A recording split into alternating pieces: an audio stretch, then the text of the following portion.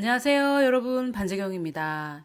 지난 시간에는 내 출신 성부는 로열 패밀리다라는 것에 대해서 하나님 말씀의 여러 구절들을 증거로 여러분들께 제시해 드렸습니다.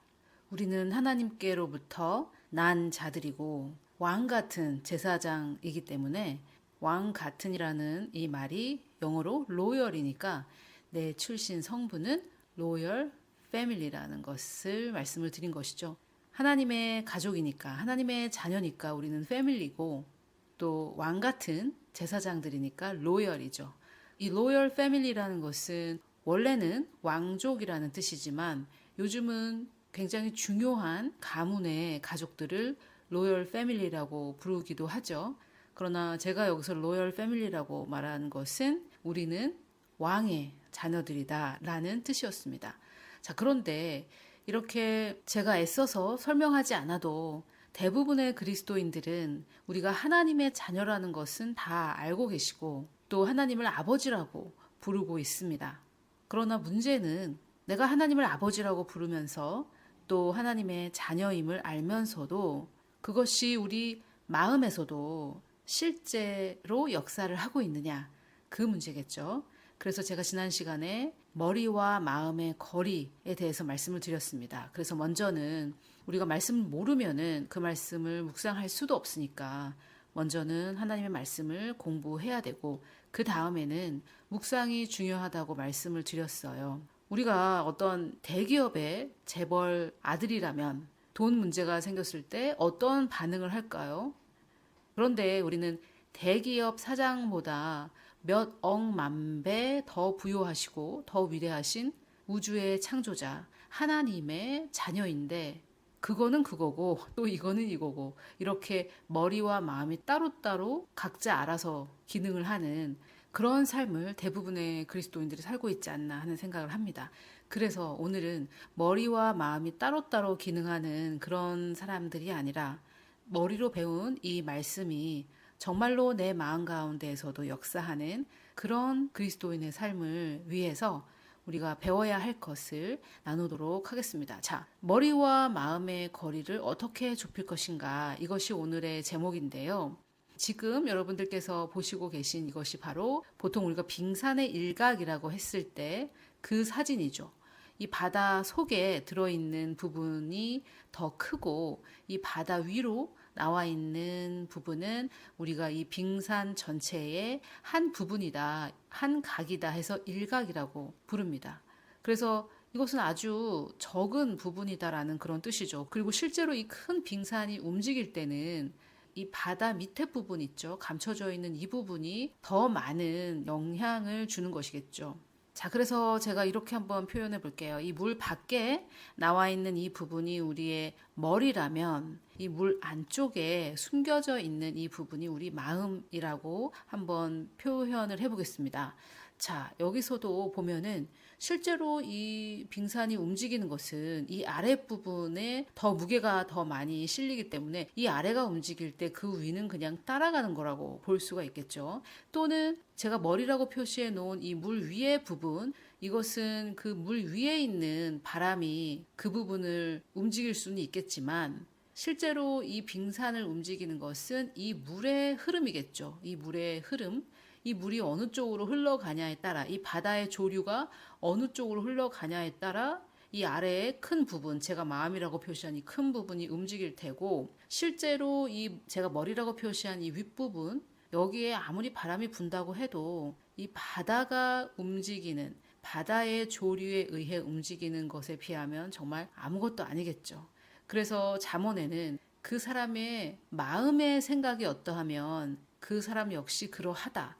이 구절이 사실 우리나라 말로는 이렇게 조금 어렵고 또 문장이 완전히 끝나지 않았기 때문에 잘 인용되지 않지만은 영어를 쓰는 나라들에서는 굉장히 자주 인용되는 그런 구절입니다. 한 사람의 마음의 생각은 그 사람의 일생을 결정한다라는 뜻으로 쓰이고 있습니다. 자, 제가 어떤 정치학 박사 교수님의 강의를 유튜브로 들었었는데 굉장히 이 머리와 마음에 대해서 인사이트를 주는 것 같아서 그 내용을 한번 나누어 보겠습니다. 한 20년도 더 전에부터 사람들은 중국이 곧 미국을 앞지를 거라고 말하고는 했었거든요. 뭐 한 20년이 지난 지금으로서는 그런 일은 일어나지 않을 것이다라는 것을 대부분 다 동의하고 있습니다만 아무튼 그때는 그랬습니다. 그러나 어떤 마음에서 이렇게 이끌어서 하는 것이 아니라 앞으로 이렇게 될 거니까 미리미리 준비하자. 이렇게 어떤 머리만 사용해서 하는 것은 그 사람의 삶을 변화시켜 줄 수 없습니다. 지금 제가 말씀드렸던 중국이 미국을 앞설 것이라고 주장했던 사람들이 모인 그 모임에 제가 말씀드렸던 이 정치학 박사님이 강의를 하러 가셨는데 그분도 역시 중국은 미국을 앞설 수 없다라고 생각을 하셨다고 해요. 그래서 그분이 이렇게 질문을 했다고 합니다. 우리나라 한화, 그러니까 우리나라 돈으로는 앞으로 월급을 받을 수가 없다면 중국 인민폐와 미국 달러 중에 하나를 선택해서 평생 그 돈으로 월급을 받아야 한다면은 어떤 화폐를 선택하시겠습니까? 라고 했더니 놀랍게도 중국이 미국을 앞선다고 말했던 그 사람들의 모임에서 인민폐를 선택한 사람은 단 한 명도 없었다고 합니다. 그 사람들이 모두 다 중국이 미국을 앞설 거라고 주장했던 거기 모인 사람들이 한 명도 빠짐없이 전부 다 미국 US 달러를 선택했다는 거예요. 그러니 이분들은 머리로는 중국이 미국을 앞설 것이라고 생각을 했지만 또는 누군가에게 세뇌가 됐든지 뭐 어떻게 됐든지 저는 개인적으로 학자들이 그런 결론을 내렸다는 것이 도저히 이해가 되진 않지만 아무튼 이분들은 머리로는 중국이 미국을 앞설 것이라고 생각을 했지만 실제로 그분들의 마음은 그것을 믿지 않았다는 것이죠. 왜냐하면 그 마음의 생각이 어떠하면 그 위인이 그러하다고 하나님의 말씀은 증거하고 있는데요. 마음으로 그런 일이 절대 일어나지 않고 미국이 세계 패권 1위 국가를 유지할 것이라는 것을 마음으로 믿고 있기 때문에 인민폐가 아닌 US 달러로 월급을 받겠다는 그런 선택을 할 수 있는 것이죠. 공수표 같이 막 그냥 말할 수 있는 뭐 중국이 미국을 앞설 것이다 이런 얘기를 더 이상 하지 않고 그 마음의 진심을 말했던 거죠. 자, 이 예에서도 우리가 알 수 있듯이 머리로는 A라고 생각을 하면서도 마음으로는 A가 아니다라고 믿고 있을 수 있다는 말입니다. 물론 이 상황에서는 이분들의 마음에서 믿고 있던 그것이 팩트죠. 중국이 미국을 앞설 수 없다는 거. 그런데 우리 삶 가운데에서는 우리가 머리로 말씀을 배우면서도 우리 마음에서는 말씀과 반대되는 것을 믿고 있다면 우리의 세계에서 나 자신만의 세상에서는 내 마음이 믿고 있는 것이 진리이기 때문에 그것이 풀어져 나온다는 것입니다. 이게 무슨 말이냐면 머리로는 하나님께서 우리에게 부요를 주셨다. 이렇게 믿고 있지만 마음으로는 나는 가난해 라고 믿는다면 그 사람의 삶에서는 그 사람의 세상에서는 나는 가난해 라는 것이 진실이고 팩트가 되고 그 사실이 그 사람의 삶에 풀어져 나온다라는 것이 바로 마음의 생각이 어떠하면 그 위인이 그러하다라는 그 말씀의 뜻입니다. 그러니까 이게 심각하죠. 우리가 머리로 아무리 말씀을 배워도 내 삶에 그것이 풀어져 나가지 않고 또 저에게도 많은 분들이 된다더니 안 되네요. 이런 말씀을 많이 하셨는데 그렇게 저 사람의 삶에서는 됐는데 내 삶에서 안 되는 이유는 내가 머리로만 말씀을 믿고 있고 내 마음으로는 말씀을 믿지 않고 있기 때문입니다. 자, 그러면 이제 어떻게 할까요? 이것이 우리의 당면한 문제인데 여기 보고 계시듯이 이렇게 마음은 굉장히 깊이 숨겨져 있습니다. 그 이유는 여러 가지가 있겠지만 가정교육을 통해 그리고 학교 교육을 통해 그리고 사회에서의 경험들을 통해 또는 종교적인 어떤 위선이나 가면들을 통해 내 마음을 드러내지 않고 숨기는 훈련을 많이 해왔습니다. 내 마음의 진심이나 내 마음에서 정말로 느끼는 것들은 보여주면 안 되고 감춰야 된다라는 그런 훈련들이 많이 되어 왔죠. 그러다 보니 내 마음이 진짜 믿는 것에 대해서 내가 감추고 또 감추고 해왔기 때문에 나 자신조차도 내가 무엇을 믿고 어떻게 내 마음 가운데 생각하는지 잘 모를 때가 정말 많습니다. 자, 제가 전에도 한번 말씀드렸지만 저는 지금 제가 이렇게 마음이라고 적어 놓은 이 부분, 저는 이 부분을 심리학에서 잠재의식이라고 부르는 그 부분이라고 생각을 해요. 그래서 의식이긴 의식인데 잠재되어 있기 때문에 발견하기가 쉽지 않습니다. 그러나 무의식이 아니기 때문에 언젠가는 드러날 수 있습니다. 그러면은 언제 드러나느냐? 이 마음의 생각은 언제 드러나며 우리는 이 마음을 언제 변화시킬 수 있을까? 그것을 제가 성경적인 근거로 한번 설명을 드려보겠습니다. 자, 마음이 숨어 있지 않고 깨어서 활동하는 시간이 있는데 그때 우리는 우리 마음에 하나님의 말씀을 심어야 되겠죠. 내 마음에. 머리에 심는 것이 아니라 말씀은 마음에 심는다고 예수 그리스도께서 말씀을 하셨기 때문에 우리는 이 마음에 하나님의 말씀을 심어야 됩니다. 땅에 씨를 심듯이 우리의 마음에 하나님의 말씀을 심어야 되는데 이 마음이 좀처럼 나타나지 않고 숨어 있기 때문에 언제 이 마음이 깨어서 활동하는지 그것을 아는 것이 굉장히 필요하겠죠. 자, 성경에서는 그 시간을 침상이라고 말을 합니다. 이 침상이란 말은 내가 잘 때 눕는 그 자리를 말하죠. 침대에서 주무시는 분은 침대가 되겠고 이부자리에서 자는 분들은 그 이부자리가 되겠죠. 우리가 자는 장소, 이것을 침상이라고 합니다. 성경은 여러 곳에서 우리의 마음이 깨어서 활동하는 시간이 침상이라는 것을 보여주고 있어요. 자, 시편 4편 4절을 보면 너희는 자리에 누워 심중에 말하고 잠잠할지어다. 셀라 이렇게 말하고 있습니다. 여기에 셀라라는 말은 잠시 멈춰서 생각을 해보는 그런 상황을 셀라라고 합니다. 자, 그러면 여기도 자리에 누워서 심중에 말하라고 했으니까 내가 자리에 누워있는 그곳을 침상이라고 할 수가 있겠고요. 여기 심중에 말하고 이것을 영어로 보면 commune, 교제하라 with your own heart, 너 자신의 마음과 교제하라 이렇게 나와 있어요. 여기에서 your heart 하면은 너의 마음인데 on이 들어가면 너 자신의 마음 이렇게 좀 your를 강조한다고 보시면 되겠습니다. 그래서 너 자신의 마음과 교제를 하라는 뜻입니다. 이 심중에 말하고가. 그래서 이 시편 4편 4절은 하루를 마감하고 잠자리에 들었을 때 내 마음과 대화를 하면서 잠잠하라고 권면을 하고 있습니다. 여러분의 마음과 대화를 해보신 적이 있습니까? 여러분의 마음과 교제를 해보신 적이 있으세요? 자, 이 구절을 보면 내가 내 마음과 교제를 하려면 내 마음이 어떤 생각을 하고 있는지 그것을 알 수 있는 시간이 우리가 이렇게 자리에 누워서 잠잠한 그 시간이라는 것을 암시하고 있는 것이죠.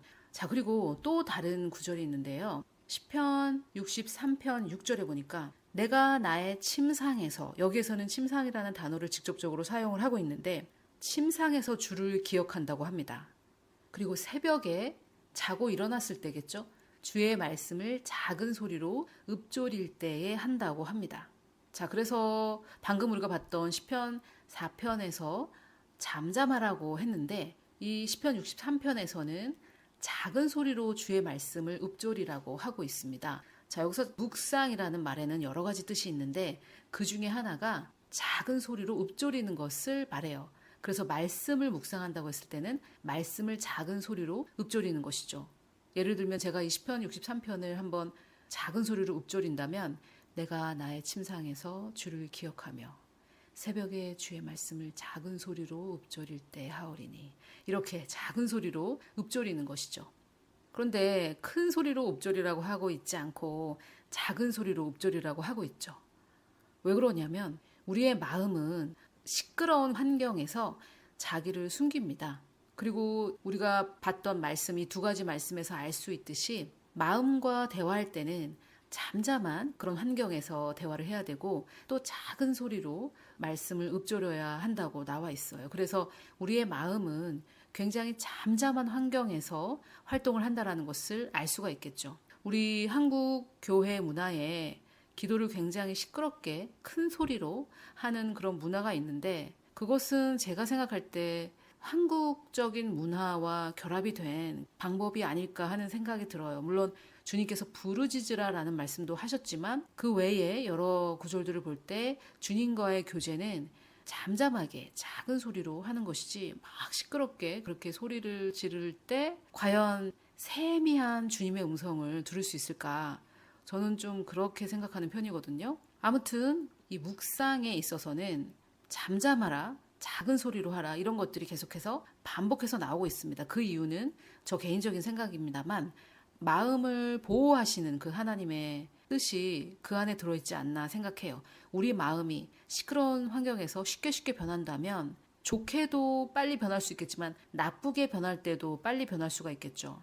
그래서 누군가가 나한테 막 큰 소리로 소리를 지를 때 내 마음이 그 소리를 쉽게 믿게 된다면 나쁜 길로도 빨리 빠질 수가 있겠죠. 그래서 저는 마음이 굉장히 우리에게서 자기를 감추고 또 잠잠한 시간을 요구하고 하는 것은 하나님께서 마음을 보호하시기 위해 만들어 놓으신 원칙이다라고 개인적으로 생각을 하고 있습니다. 그것을 증명할 만한 어떤 성경 구절은 없지만 이렇게 잠잠하라고 많이 명령하시고 또 작은 소리로 읊조리라고 하시는 걸 볼 때 그것이 성경적인 생각이라는 결론을 내릴 수 있다고 저는 생각을 합니다. 자, 그리고 또 다른 구절을 하나 보여드리면 이것은 나쁜 계획을 꾀하는 사람에 대한 것인데요.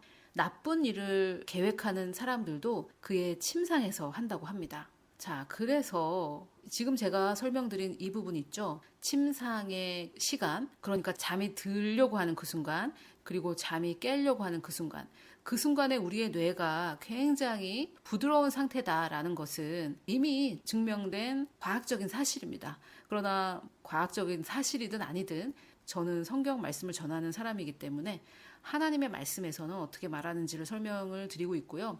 또 어떤 것이 과학적인 사실로 증명되기 위해서는 그것은 반드시 하나님이 만들어 놓으신 원리여야만 사실로 증명이 되는 것이기 때문에 저는 그 하나님의 원리를 지금 여러분들께 말씀을 드리는 것이죠. 그래서 마음이 깨어서 활동하는 시간은 첫째로 침상이라는 말씀을 제가 지금 드리고 있는 거예요.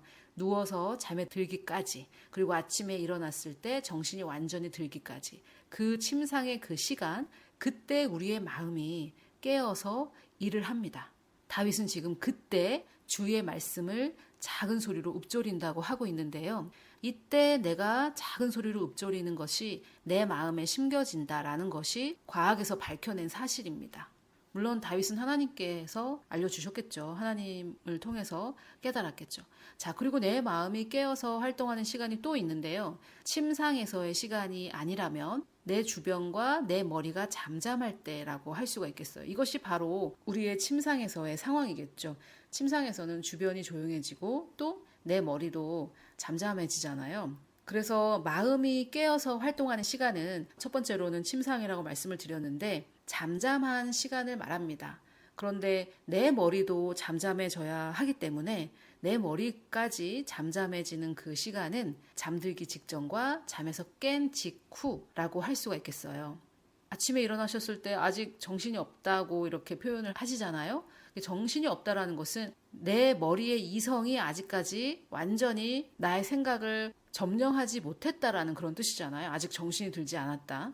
그래서 머리가 좀 힘이 약할 때죠. 내 이성과 논리와 이런 것들이 힘이 약한 그 시간이 바로 침상의 시간이고 잠들기 직전과 잠에서 깬 직후, 그리고 그때를 우리가 잠잠하다고 하는데 뭐가 잠잠하냐면 내 머리가 잠잠한 거죠. 내가 생각하는 이성적인 생각, 논리적인 생각. 이성과 논리가 항상 틀리다는 것은 아닌데 말씀과 반대될 때, 내 이성과 내 논리가 말씀과 반대될 때 그때는 내 머리가 잠잠해야만 하나님의 말씀을 내 마음에 심을 수가 있겠죠. 자, 그래서 이번에는 이 잠잠할 때를 한번 성경에서 확인해 보겠습니다. 먼저는 침상이라는 단어로 확인했고 이번에는 잠잠할 때, 자, 이르시기를 너희는 가만히 있어 내가 하나님 됨을 알지어다 라고 말씀을 하고 계신데요. 여기에서 가만히 있으라고 나와 있는 이것은 영어로는 be still인데요. 이것을 잠잠하여 라고 번역을 할 수도 있습니다. 그래서 우리가 잠잠할 때 그때 하나님이 하나님이심을 우리가 알 수 있다는 거죠. 우리가 정신없이 막 하루가 바삐 지나갈 때 과연 하나님은 역시 하나님이셨어 이러고 깨닫기가 참 힘들잖아요. 막 TV를 보고 시끄럽고 막 이러고 있는데 식당에서 떠들고 있는데 역시 하나님은 나의 하나님이야 이렇게 되는 게 참 어렵잖아요. 그러나 우리가 잠들기 전에 내가 잠잠하게 오늘 하루를 돌아보고 또 하나님의 구원에 대해서 감사할 때 역시 내가 섬기는 바로 저분이 우주의 창조자이신 하나님이시다. 이렇게 그분이 하나님이심을 우리가 내 마음에 새길 수가 있습니다. 잠잠할 때요. 그리고 우리가 잘 알고 있는 시편 23편에 우리를 쉴 만한 물가로 인도하신다라고 할 때 이 쉴 만한 물가는 still water입니다. 가만히 있으라고 할 때도 be still이라고 한다고 말씀을 드렸잖아요. 근데 이 쉴 만한 물가가 잔잔한 물가라는 뜻입니다. 제가 이 still water를 구글로 검색을 해보니까 이런 게 나왔어요. 여기 still waters라고 딱 나와 있죠. 지금 이런 잔잔한 물가, 잠잠한 물가 이런 것을 still water라고 하는데 이것이 시편 23편의 쉴 만한 물가죠. 양들이 좀 쉬려면 잠잠하고 잔잔한 물가여야지 막 그냥 그 윈드서핑하는 그런 파도 치는 그런 바다에서 양들이 쉴 수 있겠어요? 그런 것처럼 우리의 마음과 우리의 생각도 이런 잔잔한 물가처럼 잠잠할 때 그때 마음이 깨어나서 활동을 한다는 거죠. 왜냐하면 마음은 굉장히 조심스럽게 다뤄야 되는 것이거든요.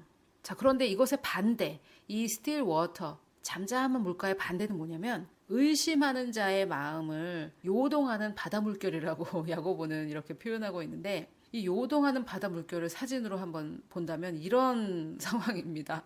우리가 믿음으로 구하고 의심하지 않아야 되는데 의심을 하면 우리 마음은 이런 상태가 된다는 거예요. 그러면은 마음이 잠잠해야지 그 마음은 활동을 하는데 믿을 수도 있고. 근데 마음이 지금 이런 상황이라면 어떻게 그 마음이 하나님의 말씀을 심거나 믿을 수가 있겠습니까? 그래서 이런 사람은 무엇이든지 주께 얻기를 생각하지 말래요. 왜냐면 우리가 방금 봤던 말씀에 보면 잠잠하여서 내가 하나님 됨을 알아라 이렇게 말씀을 하고 있잖아요. 우리 마음이 잠잠할 때 바로 이분이 하나님이야 라는 것을 우리가 깨닫고 그분을 더 신뢰할 수 있고 믿을 수 있는데 그렇지 않고 막 요동치는 그런 바다 같을 때에는 하나님이 하나님 되심을 우리가 알 수도 없거니와 믿지 않는 상태니까 주께 얻기를 아예 생각도 말라 이렇게 야고보는 말하고 있죠. 야고보는 좀 냉정합니다. 그의 글을 읽어보면. 자, 그리고 이 큐티라는 말 자체가 quiet time의 앞자를 딴 거죠. quiet, 조용한 time, 시간. 주님과 조용하고 잠잠한 시간을 quiet time이라고 표현을 해서 앞에 자만 따서 큐티라고 불렀던 건데요. 이렇듯 우리 마음이 깨어서 활동을 하는 시간, 우리가 우리 마음에 하나님의 말씀을 심을 수 있는 시간은 조용하고 잠잠한 시간을 말합니다. 그리고 무엇이 조용하고 무엇이 잠잠하냐? 우리의 생각이 조용하고 우리의 생각이 잠잠해야 되기 때문에 잠들기 직전이 굉장히 좋고요. 또 깨어나서 직후가 굉장히 좋다고 과학에서도 말하고 있고 하나님의 말씀에서도 그렇게 말씀을 하고 계시죠. 자, 그래서 모두에게 가능한 잠잠한 시간이 있죠. 그것이 바로 침상입니다. 침상. 자, 그러면은 다른 것보다도 머리가 아닌 마음의 변화가 필수적인 이유는 무엇인가? 제가 예를 들었듯이 머리로는 중국이 앞설 거라고 생각하면서도 달러를 선택하겠다라고 했던 그분들처럼 머리로 하는 생각들은 우리의 삶에 직접적인 영향을 미치지 않아요. 그분들이 아무리 머리로는 중국이 앞설 거라고 생각을 해도 그분들의 마음이 미국이 중국보다 뒤처지지 않을 것이라고 믿고 있었기 때문에 그분들의 삶의 실제적인 선택은 달러를 선택하는 그런 실제적인 선택을 했었죠. 그래서 우리가 머리로 아무리 하나님의 말씀을 배울지라도 마음이 변화되지 않으면 우리의 마음은 하나님의 그 축복의 통로가 되지 못합니다. 그래서 우리 머리가 아닌 우리의 마음의 변화가 필수적이고요. 또 마음의 생각이 어떠하면 그 위인이 그러하다라고 했으니까요. 그것을 좀 우리가 이해할 수 있는 요즘의 언어로 쉬운 말로 생각을 해보면 우리의 마음에 우리의 자아상이 머물고 있다라고 할 수가 있겠어요. 내 마음에 어떻게 생각하면 내가 그런 사람이란 뜻이기 때문에 내 마음에 내 자아상이 머문다고 할 수 있는 거죠. 내 머리에 내 자아상이 있는 것이 아니라 내 머리는 아무리 나는 하나님의 자녀고 나는 왕같은 제사장이고 아무리 그렇게 해도 내 마음이 나는 종이야. 나는 왕같은 제사장이커녕 나는 죄인이야. 나는 항상 부족해. 나 같은 걸 하나님께서 어떻게 쓰시겠어. 항상 내 마음이 그렇게 생각하고 있다면 결국에 그 사람의 삶은 그 사람의 마음을 따라간다. 이 말씀을 제가 드리고 있는 것이죠. 자, 그래서 우리의 마음의 생각이 어떠하면 우리도 그런 삶을 살게 되기 때문에 즉 내 자아상만큼 살 수 있는데 내 자아상이 머물고 있는 장소는 내 마음이기 때문에 내 마음을 변화시켜야 된다. 내 마음을 변화시킨다라는 것은 내 마음에 하나님의 말씀을 심는 것이다. 그런데 내 마음이 너무나 숨어 있기 때문에 내 마음이 깨어서 활동하는 그 시간을 우리가 알아야 되는데 하나님의 말씀은 그 시간이 바로 침상의 시간이라고 말씀을 하고 있다. 그 침상의 시간이란 잠들기 직전 그리고 잠에서 깬 직후 이렇게 제가 설명을 드렸는데요. 마지막으로 제가 한 가지만 말씀을 드리면은 제가 직접 한 달 이상 실행해 봤던 방법인데 제가 잠자리에 누우면은 주님의 구원에 대해서 감사를 드립니다. 주님 저를 구원해 주셔서 너무나 감사합니다. 이렇게 말도 하고 이렇게 생각하면서 잠에 들어요. 근데 굉장히 딴 생각이 많이 들 수가 있거든요. 왜냐하면 그때 내 마음이 깨어나기 때문에 내 마음에 여러 가지 생각이 겉으로 드러날 수도 있단 말이에요. 그래서 그때 계속해서 주님 저를 구원해 주셔서 감사합니다 하면서 그 생각도 하고 말도 하고 그리고 아침에 일어나자마자 또 그렇게 하는 거죠. 아침에 잠에서 깨자마자 아직 정신이 들지 않았을 때 하나님 저를 구원해 주셔서 감사합니다. 그렇게 말도 하고 작은 소리로 읊조리는 거죠. 그리고 그런 생각도 하고 그 시간이 내 마음에 하나님의 말씀을 심어서 내 마음을 변화시키기에 가장 좋은 시간입니다. 여러분 다음 주에 제가 말씀을 나누기 전까지 제가 지금 말씀드린 이 방법을 한번 해보세요. 오늘부터 한번 해보세요. 여러분 일주일간 한번 실행해 보십시오. 우리가 다 예수 믿고 구원받은 사람이라면 감사할 것이 있잖아요. 구원에 대해서. 우리는 천국 갈 거니까. 그래서 잠자리에 드실 때 여러 다른 생각, 내일은 뭐 해먹지? 뭐 이런 생각 하지 마시고 내일 출근해가지고 어떻게 이렇게 해야 되는데 그 사람한테 어떻게 원수를 갚아줄까? 이런 생각 하지 마시고 주님, 저는 정말 자격이 없는 죄인이었는데 저를 구원해 주셔서 의의 옷을 입혀주시니 너무 감사합니다. 이렇게 작은 소리로 읊조리고 생각도 하시면서 잠에 드시고 그리고 잠에 들 때 하는 것보다 아침에 깨어나서 하는 게 더 어렵거든요. 내가 준비가 안 돼 있기 때문에 여러 가지 생각이 그 하루의 주도권을 잡기 위해서 여러 가지 생각이 싸워요. 그때 생각을 하는 거죠. 주님 정말 감사합니다. 그런데 생각이 여러 가지로 복잡할 때 소리를 내면 내 소리가 그 복잡한 생각을 정리해 줍니다. 이것은 과학적으로 증명이 된 사실이에요. 그래서 머리가 복잡할 때는 소리를 내서 작은 소리로 주님 정말 감사합니다. 저를 구원해 주셔서 정말 감사합니다. 이렇게 소리를 내시면 머릿속에 복잡한 생각들이 순간에 딱 끊어지는 효과가 있습니다. 이것은 제가 주장하는 게 아니라 뇌신경과학자의 주장이니까요. 믿고 한번 해보세요. 근데 그렇게 뇌신경과학에서 밝혀내지 않았다 할지라도 다윗이 먼저 이렇게 얘기했잖아요. 작은 소리로 읊조린다고 하나님의 말씀을. 그래서 제가 오늘 설명드린 이것이 여러분들의 삶에 직접 체험이 되려면 제가 말씀드렸듯이 일주일간 잠에 들기 직전 그리고 잠에서 깬 직후에 구원에 대해서 감사하시는 기도를 한번 해보십시오.